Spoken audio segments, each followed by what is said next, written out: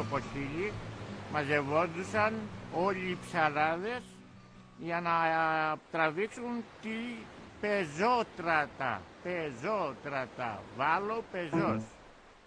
Και να σφυρίξω μια φορά.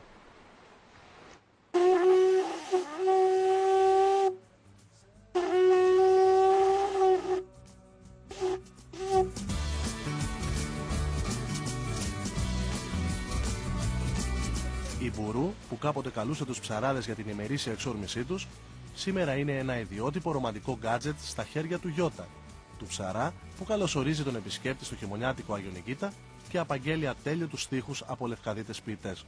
Πράσινοι σαν αγκαλιά σεζώνουν και εμπρός γαϊτάνει ολόχρυσο ο άσπρος σου γυαλός. Τριανταφυλιές πολύχρωμες τους φράκτες καρφαλώνουν και τις αυλές σου πλημμυρά της λεμονιάς ανθός.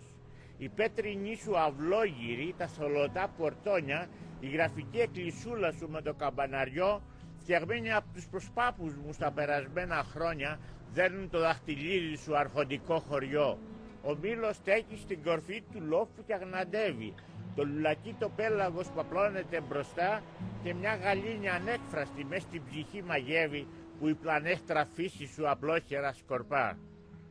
Αγενική ήταν έσπερο, για τη λευκάδα στόλισμα, για την καρδιά καημός, είσαι ένας πίνακας σωστός γραμμένος με κοντήλι, βότσαλα, πέτρες θάλασσα, λουλούδια, βράχια φως. Ευχαριστώ.